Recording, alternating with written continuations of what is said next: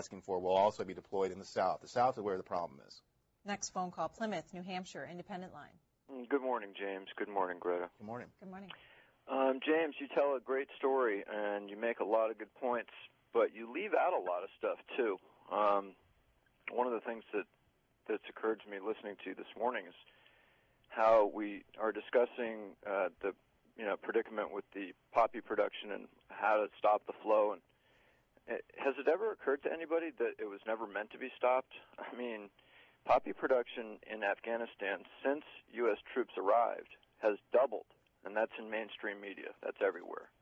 What you're also not saying is just a couple of months ago, a CIA drug plane crashed with several tons of cocaine on it. And, I mean, I think that would help to shed some light on the whole story. The other part you're not talking about is the Bin Laden, Benazir, Bhutto connection. Why is it that you guys have not reported on the David Frost, Benazir, Bhutto video, where in that video, Benazir Bhutto claims that Bin Laden was murdered several years ago. Fox News has also reported on this in a very brief piece on their website, that Bin Laden is dead. But you guys are doing a really good job of not reporting on that, and I'd really like to know why. Kind of a Machiavellian worldview. I don't know about the CIA plane that was carrying cocaine, so I can't really comment on that. Nothing I have seen leads me to believe that somehow our CIA is in collusion trying to increase the amount of poppy production in Afghanistan. I fail to see how that helps us.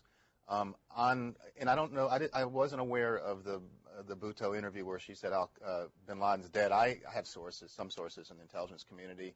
I can assure you that they still think he's alive. So I'm not sure, really. I can't really comment in any depth on that. Where do they think he is? If he's They think he's in Pakistan. They think he's in this tribal region, this tribal area, in Waziristan. Very mountainous, very remote, and basically under a long ago agreement, the Pakistani government has basically ceded them, the tribal authorities, autonomy in these regions, and these tribal authorities have shown themselves to be, in many cases, allied with the Islamic extremists, the Taliban, as well as Al-Qaeda. That's where they think he is. Dallas, on the Republican line, your next phone call. Yes. Dallas, yes, go ahead, please. I have obviously been sitting here for quite a while and listening to the story or the rhetoric of the story of how Afghanistan started. But as your last caller kind of explained, he actually is getting information from other sources in the grand chessboard.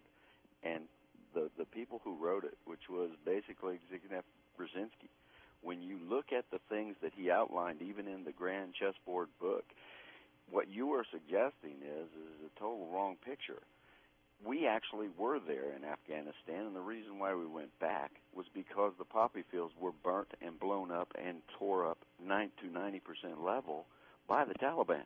We went back, and as your last caller suggested, those poppy fields have flourished now beyond its belief because we, the Americans, have helped the very northern tribesmen, which in the Grand Chessboard book explains the very reasons why that happened, because we do have an interest in the Uzbekistan. We do have the basin in our minds. We do want the oil. We do want to be in that part of the world because the riches and the flow of wealth come from that area. Thanks, caller. Are you familiar